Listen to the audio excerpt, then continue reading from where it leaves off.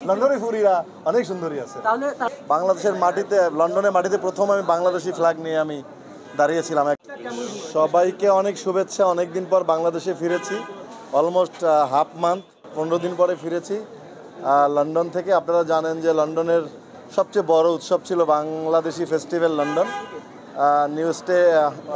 Next stage events নামে একটা কোম্পানিটা আয়োজন করেছে, বা যেটার সিও ছিলেন আবদুল্লাহ মাহমুদ। এখানে আমি, জেমস ভাই পারফর্ম করেছি, তহিদ আফ্রিদি ছিল, আমরা পারফর্ম করেছি। তো ইট ওয়াজ ফ্যান্টাস্টিক। আপনারা দেখেছেন 26 তারিখ এবং 27 তারিখ, এবং কোনো লন্ডনে ওই মাঠে, খোলা মাঠে প্রথম কোনো নায়ক পারফর্ম করেছে, এবং টিকিট কেটে 2 দিনই টিকিট ছিল।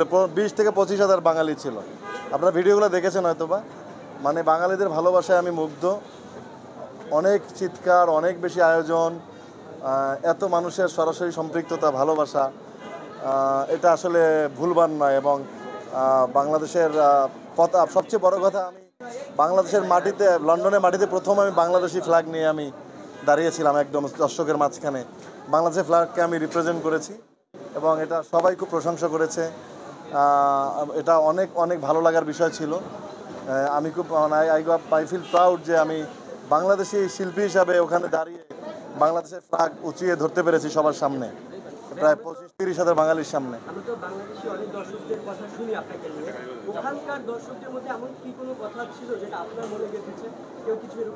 ভালোবাসে, অনেক ভালোবাসার কথা তো একই রকম হয়। কেউ ছুঁয়ে দেখতে চায়, কেউ কাছে আসতে চায়। যখন আমি হাত বাড়িয়ে দিয়েছি, শক্ত করে হাত ধরছে অনেক ছেলে মেয়েরা মিলে, হাত ছাড়েনি। এটা অনেক বড় ভালোবাসার ব্যাপার। মানে এই ফিলটা যে শিল্পী পায় তারই বুঝতে হবে। এটা আমি যে একাই পেয়েছি তা না, অনেক শিল্পীই হয়তো পায় প্রবাসীদের কাছ থেকে। এটা অন্যরকম ভালোবাসা। লন্ডনের মতো জায়গায়, স্টেডিয়ামে, মানে কানায় কানায় পরিপূর্ণ দর্শক টিকিট কেটে এসছে 2 দিন ব্যাপী। 2 দিনই পারফর্ম করেছি আমি, এবং এটা আসলে অবিশ্বাস্য। এবং আবদুল্লাহ মাহমুদ, উনি যেখানকার অর্গানাইজার, নেক্সট স্টেজ ইভেন্ট, ওনাদের আসলে ধন্যবাদ দিতে হয়। তারা অনেক সুন্দরভাবে আমাদেরকে, এবং শিল্পী হিসাবে আমার যে অভিজ্ঞতা লন্ডনের, খুবই ভালো। অর্গানাইজাররা সাধারণত শিল্পীদের সাথে অনেক সময় বিমাতাসুলভ আচরণ করে, খবর নেয় না। অনুষ্ঠানের পরে উনি যেভাবে আমাকে সময় দিয়েছেন, ভালোবাসছেন, শিল্পী হিসাবে আমি গর্বিত, সম্মানিত আমি ওনার কাছ থেকে। আসলে অনেক অনেক এসছে, অনেক অনেক অনেক অনেক। বিয়ে করবেন না, আপনি এভাবেই থাকেন, বিয়ে করলে আমাদেরকে করেন, বা বিয়ে করার দরকারই নেই, আপনি আমাদের মাঝে এরকম চিরকুমার হয়ে থাকেন। এক কথা, মেয়েরা যারা ওখানে মানে ইনফ্লুয়েন্সিয়াল, যারা আসলে এখানে বিভিন্ন ফেসবুক মেনটেন করে, অনেক মেয়েরা ছিল। তারা সবাই দে আর গুড। যেমন আমার সাথে ওখানে বাঙালি মেয়েরা নাচছে ওখানকার, এবং সবাই নাচার জন্য একটা আগ্রহ, আমার সাথে নাচবে। I feel good. আমি তো সুন্দরী দেখলে ভালোই লাগে। এটা তো সবসময় আমার খুশি লাগে, ভালো লাগে। এটা আনন্দের, অনেক খুশির। এটা আমার কাছে অনেক ভালোই লাগে, এবং এত রেসপন্স বাঙালি নারীদের ভালোই লেগেছে। বাংলাদেশে আপনি সর্বশেষ ডিগবাজিকে একটা ট্রেন্ডে নিয়ে এসেছেন। এরপরে লন্ডনের স্টেজে আমরা দেখলাম আপনি শুয়ে পড়ে হাত পা ছড়াচ্ছেন। এটার কি মানে ছিল? এটা কোন চিন্তা থেকে? আপনি হচ্ছে বিনোদন পাওয়ার কথা। একজন নায়ক নায়িকা হচ্ছে এন্টারটেইনার। গানের শিল্পী শুধু গান গায়, আর নৃত্যশিল্পীরা নাচে। একমাত্র পৃথিবীতে নায়ক নায়িকারা শুধু এন্টারটেইন দেয়, তাদেরকে বলা হয় এন্টারটেইনার। বিড়ির গানের সাথে তারা পারফর্ম করেছে। প্রথম দিন অনেক বৃষ্টি ছিল, আমি ডিগবাজি দিতে পারিনি, মাঠ ভিজা ছিল। তাদের মন খারাপ ছিল, বলো টিকিট কাটা, আমাদের টিকিটটা। পরের দিন আবার টিকিট কাটছে শুধু ডিগবাজি দেখার জন্য। তো মানুষের মধ্যে ডিগবাজি যে একটা ট্রেন্ডে পরিণত হয়, দেখার জন্য তো পাগল হয়, এটা অনেক বড় ব্যাপার।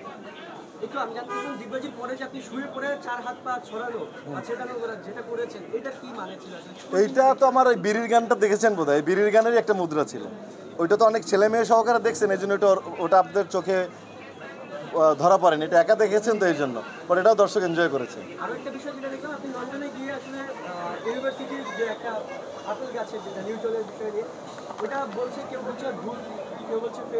এটা আমি ফেসবুকে দেখেছি। এটা নিউটনেরই একটা গাছে, ওখানে পুরো সাইনবোর্ড লেখা আছে, প্রতিনিয়ত হাজার হাজার মানুষ এই নিউটনের সেই ক্যামব্রিজে ভিড় করে এই দেখার জন্য। তারই গাছের ক্লোন করে বারান্দায় তিনি বসতেন, ক্লোন করে ওই গাছটাই, ওই ক্লোন করা গাছ থেকেই ওখানে যে সাইনবোর্ডটা লেখা আছে, নিউটনের কথাই লেখা আছে। আমি না বুঝে, না জেনে, ওখানে না গিয়ে 2 ঘন্টা পথে আমি না বুঝে পৌঁছ দিইনি। অনেক মানুষ অনেক কথা বলে, নিউটনের হয়তো অরিজিনাল গাছটা অন্য জায়গা ছিল, এটারই সেই গাছের ক্লোন গাছ। বিতর্কিত অনেক বিষয় থাকে, বাট ওখানে ক্যামব্রিজের যেখানে টিনটিনিয়া কলেজ, সেই কলেজে এই গাছটিকেই মানুষ দেখতে আসে এবং আপেল ধরে ধরে এটার সাথে ছবি তোলে। মানে এটা কোনো ক্লোন না, এটা সরাসরি ওই গাছটাই ছিল? না, কেউ কেউ বলছে ক্লোন থেকে তৈরি, কেউ, বাট ওখানে যে সমস্ত জায়গায় পরিচিতি থাকে না, ওখানে যে বোর্ডটা লাগানো আছে সেই বোর্ডে নিউটনের কথাই লেখা আছে, নিউটনের সেই আপেল গাছের কথাই বলা হয়েছে। এখন এটা কি পুরাতন সেই গাছ যেটা থেকে উনি বারান্দায় বসে ফল পড়তে দেখেছিলেন না, ওই গাছটা এত বছর হাজার বছর নাও বাঁচতে পারে, ওইটারই আবার ক্লোন করা গাছ হতে পারে। বাট আমি গিয়েছি, ছবি তুলেছি, সবাই নিউটনের গাছ বলেই দেখে, ওটা সারা পৃথিবীর থেকে মানুষ আসে ক্যামব্রিজ ওই কলেজে দেখার জন্য। আমি ভুল কোনো পোস্ট দেই নেই যে না গিয়ে অন্য একটা গাছকে দিয়েছে, এটা আবারও আমি ডিফাইন করলাম। আসলে ওইটা ওই নিউটনের গাছের সামনে বসে আমি পোস্ট দিয়েছি। জেনে শুনেই সেই গাছের ওখানে ছবি তুলতে গিয়েছেন নাকি আকস্মিকভাবে ওটা ওখানে পেয়েছেন? আমি যখন ক্যামব্রিজ বিশ্ববিদ্যালয়ে গিয়েছি তখন ওখানে অনেক বাঙালির সাথে দেখা হয়েছে, বললো নিউটনের যে আপেল গাছটা ওখানে আছে, ওখানে ছবি তুলবেন না? তখন গিয়ে দেখি সারা পৃথিবীর পর্যটক ওখানে ছবি তুলছে, কেউ আপেল হাতে নিয়ে ওইটা গাছের সাথে ধরে, গাছে তো আপেল নাই বাট আপেল ধরে ধরে। আমিও দাঁড়িয়ে দেখলাম, যে পরে দেখলাম যে নিউটনের গাছের কথা বলা হয়েছে, যে নিউটন, আবার যে বারান্দাটা আছে ওখানে নাকি বারান্দাও নাকি নিউটন বসতেন, শোনা যায় যে কথা। বারান্দার ছবি সহই আমি পোস্ট দিয়েছি। একটা বিষয় বলবেন যে আমরা অনলাইনে একটা ভিডিও দেখেছি যে ওই আপনার গান এবং নাচ নিয়ে আপনি একজনের সাথে কনভারসেশন করছিলেন, একটা ভিডিও আমরা সামাজিক যোগাযোগ মাধ্যমে দেখছি। আসলে এই ঘটনাটা কি বলেন তো? আমরা দেখছি পাবলিক চিৎকার করতেছে, আমার পরে জেমস ভাই উঠবে, গান প্লে হচ্ছিল না, ওইটাই আমি জোর করে বারবার, ওখানে তো আর বাঙালি নাই, ওদেরকে ইংরেজিতে বোঝানোর চেষ্টা করছিলাম। ওরা গান ছাড়তে বললে আমার ভিডিওটা ছাড়তেছে, আবার ভিডিওটা ছাড়লে আমার ভিডিওর সাউন্ড অফ করে দিচ্ছে, বারবার বুঝাচ্ছিলাম। পাবলিক তো পাগল হয়ে যাচ্ছে, ঘোষণা হয়ে গেছে জায়েদ খান এখন আসবেন, ওখানে সময় খুব সীমিত, 9টার মধ্যে স্টেজ ছেড়ে দিতে হবে, জেমস ভাই আসতেছে, আমার পরে আবার জেমস ভাই উঠবে। এই সব কিছু মিলে হজবলার মধ্যে আসলে আমার ভালো লাগতেছিল না। বারবার মানুষ, মানে একটা জিনিস আছে না যে মানুষ কিছুক্ষণ পর তো বিরক্ত হয়ে যাবে, সাউন্ড বাজতেছে না, আবার বন্ধ হয়ে যাচ্ছে, আবার গান বাজতেছে না, ওইটাই বারবার আমি আসলে। আচ্ছা, যিনি বাজাচ্ছিলেন তিনি কি বাঙালি ছিলেন না? তিনি না, বাইরের নাগরিক ছিলেন। অনেকে নেটিজেনরা বলছেন যে আসলে জায়েদ খান ওইখানে গিয়ে কি বলবেন সেটা ভুলে গেছেন, এই বিষয়ে আপনি আসলে কি বলবেন? না, এটা তো অনেক কিছু বলবে, মানুষের সব কথা ধরলে তো আর আমি আগাতে পারবো না। মানুষের যত মত, তত পথ, তত মত, অনেক কিছু বলবে, সবার কথা ধরলে তার সামনে আগাতে পারবো না। যারা বলছে আমি লন্ডনে নাচছি, কেউ আবার বলবে আমেরিকাতে নাচবো, কেউ বলবে আমার সামনে কানাডা ট্যুর আছে, আমেরিকা ট্যুর আছে, এগুলো নিয়ে তো চিন্তা করতে হবে। অনেকে বলার জন্য বলবে, যারা উৎসাহ দিচ্ছে, যে অর্গানাইজাররা নেওয়া দরকার হায়ার করে নিয়ে যাচ্ছে, মানুষকে নাচছি, যারা ট্রল করার করছে ওরা ওখানেই পড়ে আছে, আমি প্লেনে উড়ে চলে যাচ্ছি, এই তো হচ্ছে। জায়েদ ভাই, একটা বিষয় জানার কাছে, আপনার আজকে ফ্লাইটে আপনি ল্যান্ডিং করেছেন 8:56-তে, আপনার ফ্লাইট ল্যান্ড করেছে এবং এরপরে আপনি টার্মিনাল 1-এ গিয়েছেন, সেখানে আপনি আর্ম ব্যাটালিয়ন ফোর্সের ওখানে গিয়েছেন, সেখান থেকে আপনি টার্মিনাল 2-এ এসেছেন। এতক্ষণ এই কালক্ষেপণ করার কারণটা কি? আমি এখানে আসলে আমরা এখানে আসলে শুভেচ্ছা যে লাউঞ্জটা আছে এয়ারপোর্টের, শুভেচ্ছা লাউঞ্জ, এটা শিল্পীদের খুব সহায়তা করে, আমাদের সবাইকে খুব সহযোগিতা করে এবং আমরা সবসময় এখান থেকে সহযোগিতা পাই, সবার নেওয়া উচিত শুভেচ্ছা লাউঞ্জ থেকে। তো ওনারা আসছেন, আসার পরে ফ্লাইট আসার কথা ছিল 9:30, ফ্লাইট তাড়াতাড়ি নেমে গিয়েছে, ব্রিটিশ এয়ারওয়েজে আসছি আমি। এরপরে আমি আর্ম পুলিশে গেলাম হচ্ছে গিয়ে একটু বসার জন্য, যেহেতু আমার লাগেজ আসছিল না, এই লাগেজ আস্তে আস্তে এতক্ষণ লাগালো। আমি বললাম বিজনেস ক্লাসে এসে লাভ কি, যদি লাগেজই 3 ঘন্টা লাগে। এই লাগেজ পেলাম, একটা আসছে, আবার 1 ঘন্টা পরে আরেকটা আসছে। এখন কিছু করার নাই, লাগেজের ব্যাপার তো কিছু আমার জন্য, মানে আমার কারোই কোনো হাতে নাই, এই লাগেজের দেরি হওয়ার কারণে আমার বেরোতে দেরি হওয়া। আচ্ছা, এই যে লাগেজের দেরি হওয়াটা, এটা একজন নাগরিক হিসেবে, বাংলাদেশের নাগরিক হিসেবে কিভাবে দেখছেন, কি মনে করছেন? এগুলো নিয়েই তো চলছি, এগুলোর পরিত্রাণ পাওয়া উচিত, মানুষের লাগেজ পাওয়া উচিত তাড়াতাড়ি। বিদেশে গেলে তো তাড়াতাড়ি লাগেজ পেয়ে যায়, এদেশে দেরি হয় কেন? যারা এটার সাথে সংশ্লিষ্ট সবার এই সিস্টেমটাকে চেঞ্জ করা উচিত। বাংলাদেশের সব কিছু, বিদেশ থেকে যখন বাংলাদেশে আসি সব সিস্টেমে ভেজাল লাগে, দেশটা ভালো, মানুষগুলো আমরা ভেজাল করে ফেলি, এইটার পরিত্রাণ পাওয়া উচিত। এই লাগেজ সিস্টেম থেকে বের হয়ে সত্যি মানে যেন আমরা হয়রানি না হই, সাধারণ মানুষের মতো আমরা যেন এটা হয়রানি না হয়, আমরা তো সুন্দর করে লাগেজটা নিয়ে বের হয়ে যেতে পারি, এত দেরি করতে না হয়। এইটার যারা সংশ্লিষ্ট যারা আছেন তাদের কাছে আজকে আমি বিনোদ অনুরোধ করছি, কেউ যেন লাগেজ নিয়ে তো এয়ারপোর্টে হয়রানির শিকার না হয়। দেরি মানে বিজনেস ক্লাসে প্রায়োরিটি দিয়েও যদি 2 ঘন্টা পরে আসে, তাহলে আগে এসে লাভটা কি হলো? আচ্ছা ভাইয়া, হাওয়া টিভি আমরা আপনার তরুণ ভক্ত বেশি নাকি তরুণী? সিলেটিও বেশি, অনেক সিলেটি ফুয়ারা অনেক মারছে ওখানে, সিলেটি কথায় কথা কইতে হচ্ছে। আপনাকে কিছু বলেছে কি? বুঝলেন জায়েদ খান, আমরা তোরা ভালো পাই, অনেক ভালোবাসার কথা বলছে সিলেটে। সবাইকে দেখা হবে পরশুদিন, আমার একটা ইভেন্ট আছে, এই যে একটা গ্র্যান্ড ওপেনিং আছে, সবাইকে আমি দাওয়াত দেবো আজকে এই অনুষ্ঠানের মাধ্যমে।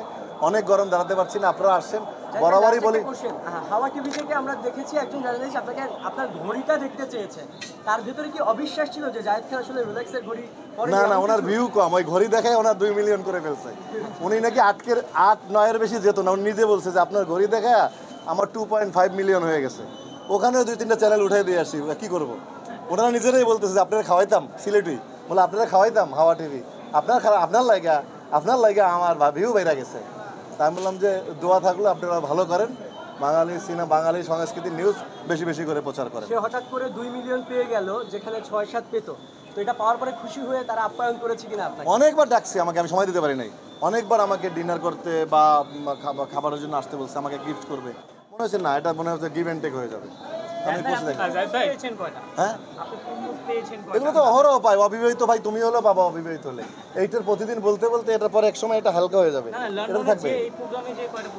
লন্ডনের মেয়েরা অনেক ভালো, লন্ডনের মেয়েরা অনেক সুন্দরী, তারা সহজে জেনে শুনে সহজে যাকে তাকে প্রপোজ করে না, তারা সুন্দর জেনে শুনে প্রপোজ করে। জানে নায়ককে প্রপোজ করে লাভ নাই, নায়ক করে উড়াল দিয়ে চলে যাবে, একে প্রপোজ করে লাভ নাই। লন্ডনের ফুরিরা অনেক সুন্দরী আছে। তাহলে জায়েদ খান কি ওখানে কাউকে ভালো লেগেছে কিনা? না, জায়েদ খান কোথাও ভালো লাগা যাবে না, তাহলে তো আটকে গেল। আমি তো বলছি আটকাতে রাজি না।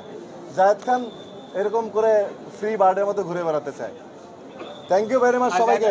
অনেক গরম।